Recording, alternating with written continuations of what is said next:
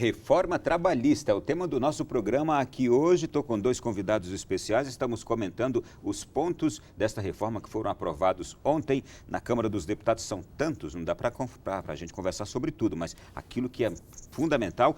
O que foi muito propagado, senhores, por exemplo, foi propagada as férias que poderão agora ser parceladas em 3 vezes ao longo do ano.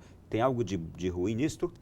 Olha, o ideal é que as férias sejam concedidas e gozadas de uma vez só, ou então a divisão que já acontecia. Mas não impede que sejam gozadas de uma vez só, apenas permite que sejam gozadas até de três vezes, se quiser, não é? Não é o ideal, não é o ideal. É opcional. O ideal para fins da própria saúde do trabalhador, né, que tem um período de trabalho extenuante, é que ele possa gozar as férias integralmente e aí se fala muito da seguinte maneira, os empresários, olha, é bom para o empregado gozar as férias em 3 períodos. Eu não ouvi de nenhum trabalhador, de nenhuma entidade sindical dizer a mesma coisa. É curioso isso, porque falam os empregadores em nome dos trabalhadores. E aí é uma questão que é bom indagar aos próprios trabalhadores.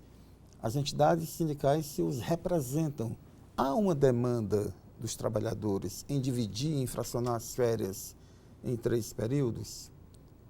Bom, eu apenas faço aqui a seguinte questão. A modificação apenas deixa a opção aberta. Se quiser, pode ser feito assim, não é? Então não é nada que também obrigue. Num ambiente subordinado, eu acho que, e como a regra é que o empregador sobre perigo nisso, né? Determinará Sei. como serão as férias, talvez isso seja de algum modo imposto. Vamos para o próximo passo aqui. Horas extras será permitido desde que haja acordo, vamos voltar novamente a haver acordo, que o trabalhador faça até 2 horas extras por dia de trabalho. O que há aqui de questionável? Existe algo a questionar aqui? Não, na realidade, a própria CLT hoje ela permite, o jornada normal de trabalho hoje são 8 horas. E pode ser acrescida por 2 horas. Tá? E limitada até mais 2 horas por motivos de força maior, caso fortuito, essas situações excepcionais. Então, houve uma modificação nessa questão do negociado sobre o legislado, a ponto de se permitir hoje, com essa reforma, que qualquer forma de compensação seja feita por meio de acordo individual. Então, nem o sindicato precisa mais interferir. O próprio trabalhador, ele vai poder fazer uma negociação com o empregador dele para que ele faça a compensação. O que isso tem de fato de ruim? O que vai acabar esvaziando é, primeiramente, o direito às horas extras, ao adicional de hora extra, que para muitos trabalhadores é importante, incrementa a renda. Então, haverá, sem sombra de dúvida, como fica na mão do empregador, empregado, ele vai ter que submeter à determinação do empregador.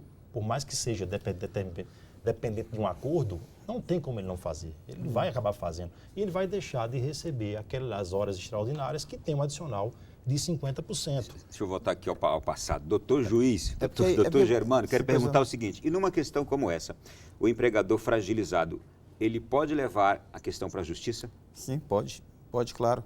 Agora, tudo que nós estamos falando aqui é porque, ao retirar o sindicato desta mediação da tratativa coletiva, volta o trabalhador para um ambiente subordinado, onde a voz do trabalhador no trato direto com o empregador é muito enfraquecida. Porque a questão fica nos seguintes termos, quando há um diálogo direto e não mediado pela entidade sindical. Ou ele concorda, ou muito provavelmente não será mais aproveitado no ambiente empresarial. Poderá ser demitido. Toda a vida, do papel fundamental da entidade sindical deixar o trabalhador livre destas pressões e ele faz a negociação coletiva. Aliás, é fundamental o papel das entidades sindicais em qualquer negociação coletiva. Não teria sido também uma das intenções desse projeto diminuir as representações sindicais ou os tantos sindicatos que nós temos, segundo o que a gente estava ouvindo nos últimos dias, cerca de 17 mil sindicatos? Não é um exagero também isso? Sim, também é, mas aí não é para tratar neste projeto, tem que ser tratado, eu já falei aqui, numa reforma sindical. aí os carros estão realmente adiante dos bois. Este projeto não tem como tratar, nem é papel dele, tratar de reforma sindical, nem de tentar desconstruir o papel das entidades sindicais, como fez aí de alguma forma em alguns artigos. Ou o projeto tem a ideia de reafirmar direitos trabalhistas e não cumpriu este papel, ou ele enfraquece apenas, enfraquecendo também as entidades sindicais, quando ao tratar do imposto, retirou o imposto sindical, mas não abriu caminho para uma outra forma alternativa de financiamento das entidades sindicais. Afinal de contas, de que modo elas terão uma fonte de custeio adequada, enquanto não vem uma reforma sindical?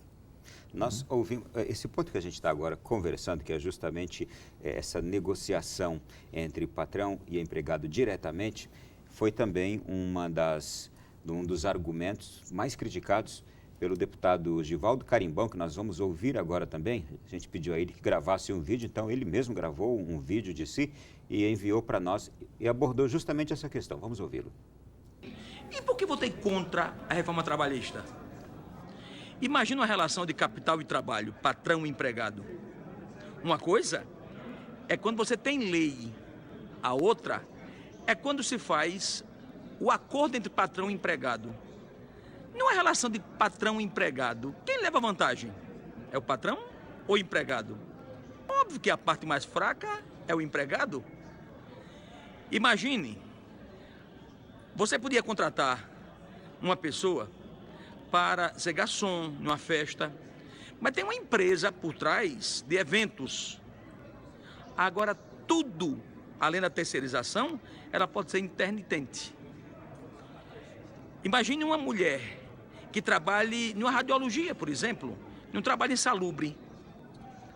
Esta mulher, ela vai continuar literalmente correndo risco de vida a filha ou o filho que está na barriga, porque no acordo de trabalho pode de repente dizer que vai ficar ali trabalhando. A lei não proíbe mais. Eu apontaria aqui 10, 15 itens que eu acho que é draconiano para os trabalhadores. Por isso que eu votei contra a reforma trabalhista. Se me permite, Pois não, doutor se me permite, Ronaldo, aproveitando o comentário do deputado Carimbão, justamente a respeito desse trabalho intermitente, esse contrato de trabalho intermitente é algo importantíssimo, é uma figura jurídica nova nas relações de trabalho, em que, junto com o trabalho a tempo parcial, e eu vou explicar, não é garantido o salário mínimo mensal do trabalhador. Então, o trabalhador contratado a trabalho intermitente ou a tempo parcial, ele não tem garantido nem o seu salário mínimo mensal, então somente o salário mínimo hora. Então, você vai ter empregados ganhando menos. E o que é esse contrato de trabalho intermitente? O trabalhador ele não tem qualquer tipo de garantia de que ele vai trabalhar, nem quantas horas, nem quanto ele vai receber. Dê alguns vou dar um exemplos aí exemplo para o aqui. nosso povo. O garçom, bares e restaurantes, ou vendedores de lojas, vamos focar nos garçons, bares e restaurantes. O garçom ele vai poder ser demitido hoje, ele tem um contrato, digamos que um restaurante tem uma equipe mínima de garçom. O empregador ele pode deixar uma equipe bem pequena, demitir todos os empregados, os outros garçons, e passar a contratar aqueles que foram demitidos por contrato de trabalho intermitente. O que é isso?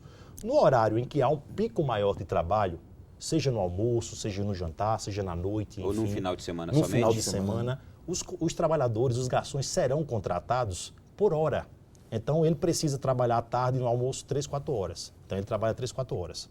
Depois que terminou o horário do almoço, ele vai para casa ou fica lá à disposição, geralmente fica à disposição, e volta a trabalhar no jantar. E passa 3, 4 horas trabalhando.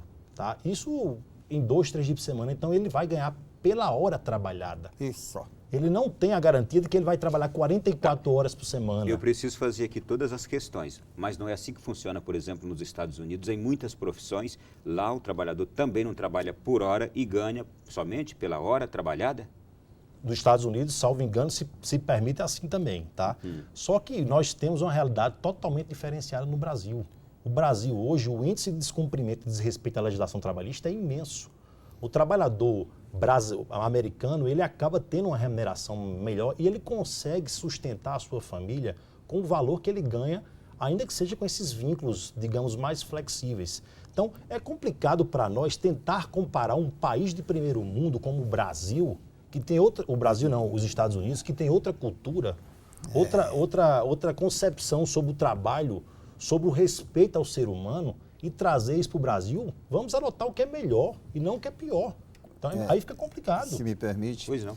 Quando me falam assim, mas os Estados Unidos não é assim, a Alemanha não é desta forma, eu digo, me tragam todo o pacote dos Estados Unidos e da Alemanha que nós podemos começar a conversar. Porque nesta questão do trabalho intermitente, que é uma espécie de um bico legalizado, nós teremos. Porque as molduras jurídicas da Alemanha, dos Estados Unidos, são bem diferentes em relação a nós. E nessa questão especificamente do trabalho intermitente, haverá um problema sério em relação à Previdência, a reforma que aí está.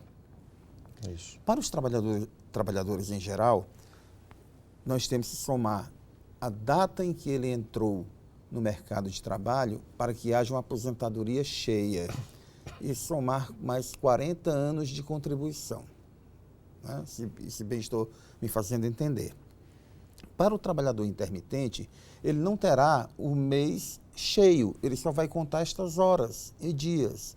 Então, o trabalhador intermitente, ele pode, durante um mês, trabalhar apenas o equivalente a 10 dias.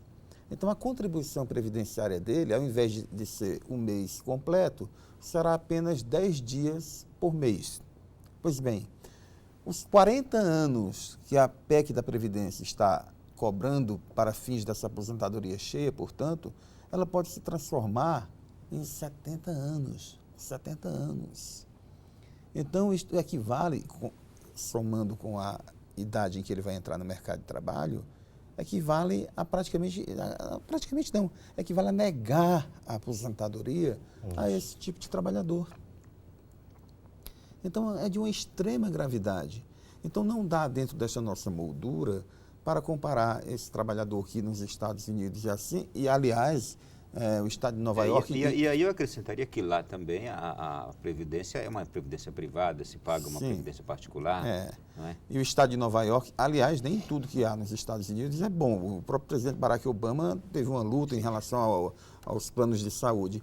E também o estado de Nova York está revendo este modelo de trabalho intermitente, como também na Inglaterra já há um amplo debate a este respeito. As trabalhadoras e trabalhadores do grupo McDonald's fizeram greve mundial porque não aceitavam mais esse tipo de atividade e modelo de trabalho naquele conglomerado. Essa informação que o senhor nos traz, ela realmente é nova, porque de fato é muito difundido lá esse tipo de trabalho. Agora, com essas manifestações e processo de revisão, é novo.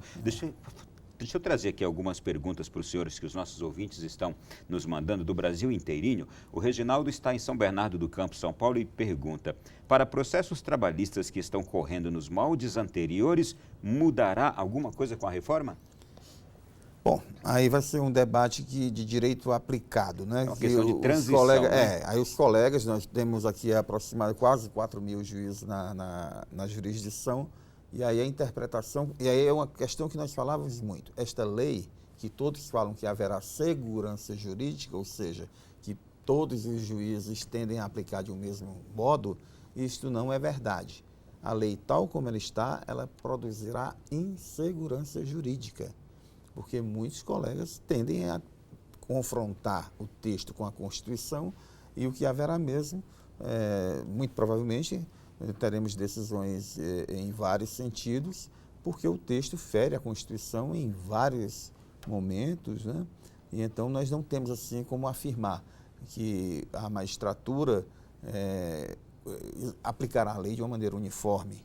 Né? Tenho mais questões aqui ainda. A Sue Ellen, ela quer saber se haverá mudança quanto ao PIS, ao 13º. Toca nisto? Não, essas questões estão ressalvadas. 13º continua ressalvado lá, garantido, não pode ser negociado, tá? Mas o que é importante é que a partir do momento em que se criam várias espécies de contratos precários, a massa salarial do trabalhador vai reduzir drasticamente. Daí eu cito a situação da terceirização. Se essa alteração passar, todo trabalhador brasileiro, hoje que é contratado diretamente pela sua empresa, Em qualquer atividade, inclusive na sua atividade principal, ele poderá ser terceirizado. Qual o mal disso? Na atuação do Ministério do Trabalho, nós temos visto que a terceirização ela tem deixado a relação de trabalho muito precária. Então, ela traz uma remuneração menor. É só você colocar, é uma conta matemática simples, Ronaldo. Você tem o empregador e tem o empregado. Você coloca um terceiro. Para aquele terceiro, ele tem que obter lucro porque é a atividade comercial dele. E esse lucro vai sair do salário do trabalhador. Então, o trabalhador terceirizado, assim como em fontes do DIEESE e outras fontes, tem um salário 30% menor, ele ganha menos, ele trabalha mais e, algo que é muito importante, ele se acidenta muito mais. 80% dos trabalhadores que se acidentam são terceirizados. De cada 5 mortes, 4 são trabalhadores terceirizados. Então, nada impede que na aprovação dessa lei, no mesmo dia, os trabalhadores que hoje são contratados diretamente passem a ser trabalhadores terceirizados. Aí você vai ter empresas aéreas com pilotos terceirizados ganhando menos e podendo pôr em risco a população em razão de estar em condições de trabalho muito mais precárias, escolas com professores terceirizados, que representadas por sindicatos de trabalhadores terceirizados, que representam porteiros, vigilantes, podem representar professores, não têm o conhecimento de cada natureza de trabalho. Eu ouvi aqui de um entrevistado, por exemplo, dizendo que funcionarismo público não poderia ser terceirizado. Por exemplo, professores não poderiam. Mas já até ele fala a este respeito. Mas só para retornar um pouco aquela pergunta anterior, para tranquilizar a telespectadora, a lei nova ela também não retroage. Isso é uma garantia, né? Relações anteriores não são contempladas pela lei. Lei nova, né? Pelo menos no que já estiver consolidado. Mas quanto a professores, agora já tem em Santa Catarina um colégio que publicou um modelo de contratação terceirizada para professores de atividade física por R$ 1.200 num período de 1 ano. Colégio particular. Foi um colégio público, né? Público.